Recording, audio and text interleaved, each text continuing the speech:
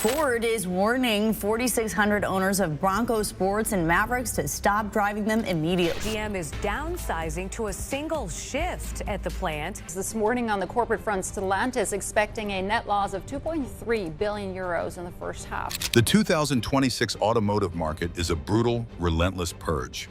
Right when giants like Ford, GM, and Stellantis are painting a picture-perfect image of the American auto industry with $100 billion earnings reports, Ford boasting $185 billion in 2024, GM hitting $187 billion in revenue and $14.9 billion in adjusted profit, and Stellantis logging 156.9 billion euros in net revenue, even as its actual profits took a massive nosedive. The ugly truth was uncovered right down in Miami. Over 68,000 brand new Fords and 41,000 Jeeps are sitting out in the elements rotting away. Nobody wants to buy them. They have been dead on the lot for over 120 days. This is a time frame far beyond the normal sales pace of the market. This is a tragic domino collapse happening in real time. So what exactly dragged American icons like Ford, GM, Ram, and Jeep into this mess? And more importantly, if you are gearing up to buy a brand new American car, are you actually buying a vehicle? Or are you stepping right into Detroit's biggest financial trap? Keep watching to find out. The current automotive reality. To understand why Ford, GM, Ram, and Jeep are backed into a corner, you first have to look at the wallets of American car buyers. After years of skyrocketing interest rates, financing a new car is no longer a walk in the park. The average new car loan rate is still hovering around 9.5%. In 2026, a number high enough to turn an average vehicle into a long-term financial burden. For the first time in history, the average transaction price for a new car in the US has crossed the $50,000 mark. What does that mean? It means an average vehicle is now hitting the $50,000 to $60,000 threshold. And that is before taxes, before dealer fees, and before insurance. This is the MSRP trap. American automakers have pushed sticker prices completely out of touch with middle-class reality. An SUV used to be a standard family vehicle. Now it is priced like a bonus for a corporate executive. Ford, GM, Jeep, and Ram have forgotten exactly who kept them alive for decades. And now those exact customers are forced to walk away. In 2024, Honda saw an 8.8% sales bump, and Hyundai hit record-breaking numbers while Jeep plummeted by 9% and Ram dropped by 4%. So the current picture of the American auto market is crystal clear. Interest rates are suffocating buyers. Insane MSRPs are making the middle class give up. Meanwhile, Japanese and Korean rivals are quietly stealing away the exact customers that used to be fiercely loyal to Detroit. GM's crisis in the first shot fired. The first shot wasn't fired on a dealership lot. It was fired deep inside what GM called the future, electric vehicles. Starting in 2021, General Motors found itself trapped in one of the most painful EV scandals in its history, the Chevy Bolt. This was supposed to be the mass-market, affordable EV designed to prove GM could enter a new era without bowing down to Tesla. But then the batteries started catching fire. The NHTSA confirmed a massive recall for all 2017 to 2022 Chevrolet Bolt EVs due to the risk of high-voltage battery packs igniting. The severity here goes way beyond a standard recall. This was the kind of defect where owners were explicitly warned to park outside, avoid overnight charging, and keep the car far away from their homes like a silent thermal bomb. Nearly 142,000 Bolts were dragged into this recall vortex.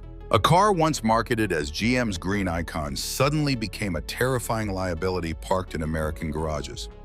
LG eventually agreed to reimburse GM roughly $2 billion for the recall costs, with GM recording a $1.9 billion recovery to offset the massive financial hit. Let that sink in for a moment. A century-old automaker, a massive conglomerate that built the V8S, the pickup trucks, the SUVs, and the family cars that practically raised America. But the second they pivoted to EVs, they released a product that had customers asking, "Do I need to park this thing away from my house so it doesn't burn it down?" That is no longer innovation. That is a total collapse of trust. And once trust goes up in flames, you can't put it out with a PR press release. It burns right into the minds of the consumers. Around that same time, another massive red flag flew up in Detroit. Ford started fleeing from markets that were no longer turning a profit. In 2021, Ford announced the closure of 3 manufacturing plants in Brazil, eating roughly $4.1 billion in pre-tax charges. That same year, Ford completely shut down vehicle manufacturing in India, taking another $2 billion hit because they simply couldn't find a path to profitability. Here's the terrifying part. American automakers aren't just struggling with a single bad model. They are failing at a fundamental decision-making level. On one hand, they are incinerating cash on half-baked EVs. On the other, they are actively abandoning factories' international markets and their own workers. All of this is neatly packaged into corporate buzzwords like restructuring, optimization, and future transitions. But the problem is GM didn't stop there. They doubled down on another disastrous gamble: software. They decided to kill off Apple CarPlay and Android Auto on future EVs, starting with the Chevy Blazer EV, explicitly to force users into a native infotainment system built with Google. The result, in 2023, GM had to issue a devastating stop sale order on the Blazer EV due to critical software failures. Reports flooded in about blacked out touchscreens, endless error loops, and broken charging systems. It took until March 2024 for GM to resume sales, and they had to slash prices by up to $6,000 just to win buyers back. Ford's crisis. Next up is Ford carrying a brand new title, the King of Recalls. In 2024 alone, Ford launched over 60 recall campaigns, dragging nearly 5 million vehicles back into the shop for repairs. This is a glaring red alert for quality control, because it doesn't just reflect misguided investments. It exposes a reckless disregard for pushing products to market before their engineering foundation is actually solid. The terrifying part is that these defects aren't isolated to a few niche models. Explorer, Escape, Tahoe, Bronco, F-150. The very names that built the Detroit empire have now become living proof of a crumbling quality control system.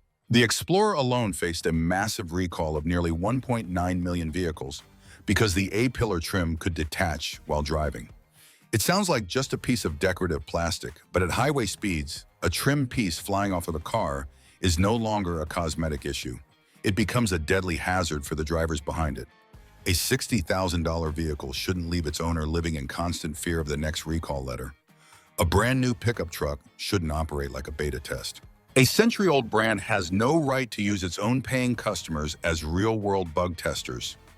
Reuters reported that in the second quarter of 2024 alone, Ford's warranty costs surged by roughly $800 million compared to the previous year. That is the price of cleaning up the garbage that slipped out of the factory and landed directly in the buyer's driveway.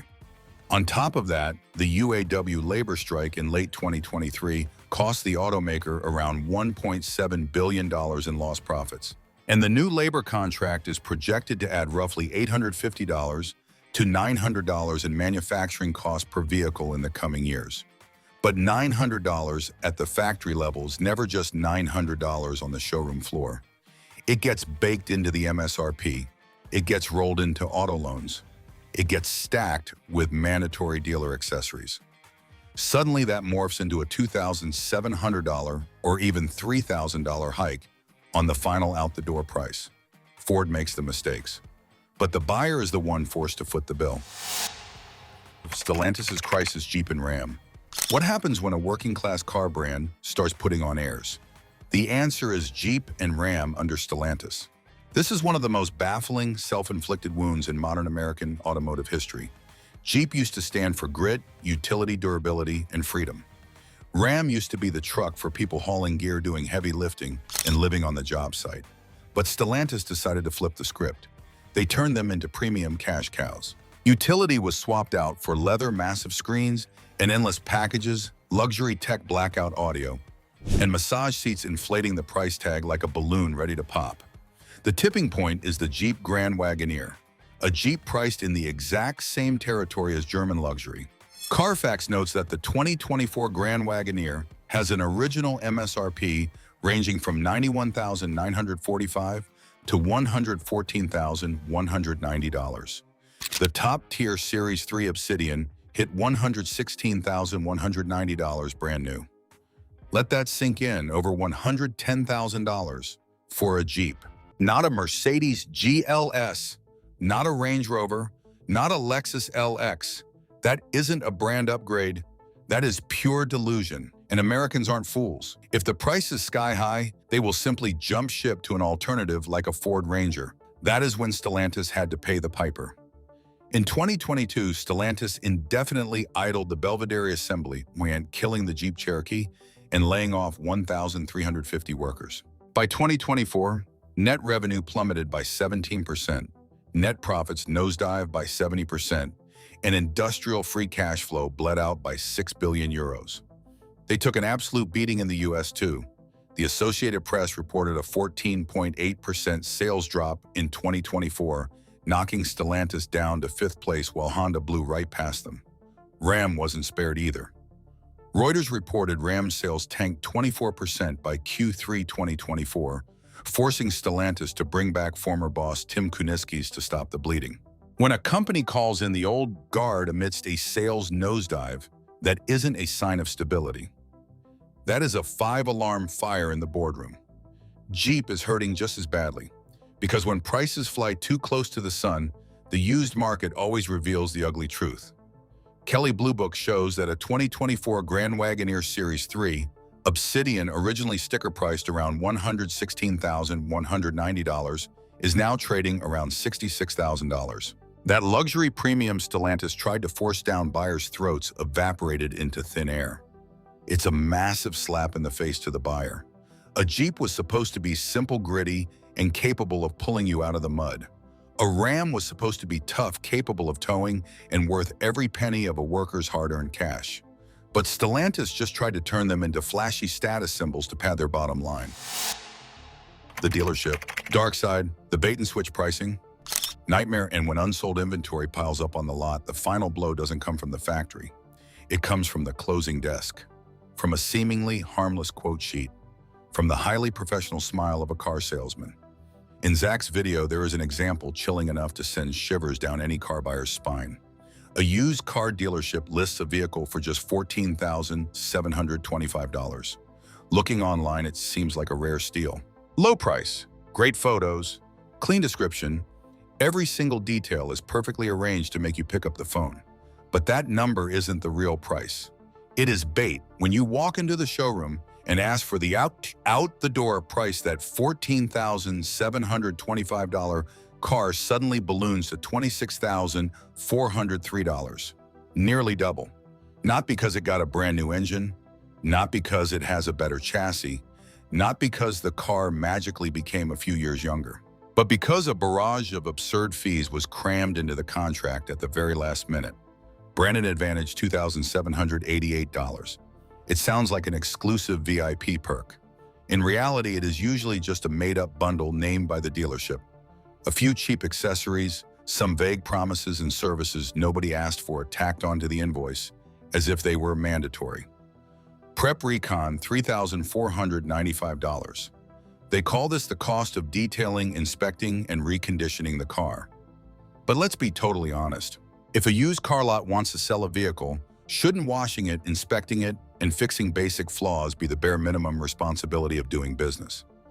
Why should the buyer have to pay an extra $3,500 just for the seller to do their actual job? Destination, $1,995. This one is even harder to swallow. On a brand new car, the freight cost from the factory to the showroom might be justifiable. But on a used car that is already sitting right there on the lot, adding nearly $2,000 under the guise of destination is a blatant scam. It is no longer about transportation. It is pure extortion through jargon. Dock fee and taxable fees nearly $1,400. The naming makes the buyer think these are mandatory state taxes.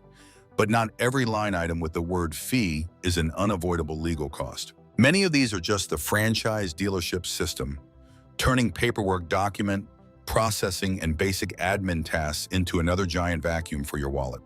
That is the true nature of this game. They don't need to yell out a high price from the start. They just hang a ridiculously low number on Cars.com, Auto Trader, or major listing platforms and wait for you to take the bait. Third-party sites like Cars.com or Auto Trader were built to help consumers compare prices. But when the algorithms prioritize vehicles displaying the lowest price, the most dishonest players gain the biggest advantage. A dealership that posts the real transparent out-the-door price gets pushed to the back pages, while the lots intentionally posting fake prices and hiding fees at the end get plastered right in front of the buyer's eyes. In other words, the system actively rewards dirty players. That is exactly why so many Americans deeply despise the traditional franchise dealership model. They don't hate the cars. They don't hate Ford, Chevy, Jeep, or Ram just because of the badge on the hood. They hate the fact that a car has one price online, other price over the phone, and a completely different number the moment they pick up the pen to sign. In conclusion, and the driver's ultimatum, the collapse of Ford, GM, Ram, and Jeep didn't happen overnight. It is the direct result of years of ignoring quality inflating, sticker prices, chasing short-term profits, and letting the dealership network fleece their most fiercely loyal customers. But drivers still hold one final weapon: the power to refuse. Refuse the phantom fees. Refuse the shady out-the-door pricing. Refuse overpriced vehicles that lack basic reliability. If American automakers don't return to the core practical values that originally built their legacy, it will be the American consumers themselves who wipe them off the streets. Which brand do you think will collapse first? Ford, GM, Ram, or Jeep? Leave your thoughts in the comments below. Smash that like button and subscribe so you never miss our next massive industry exposes.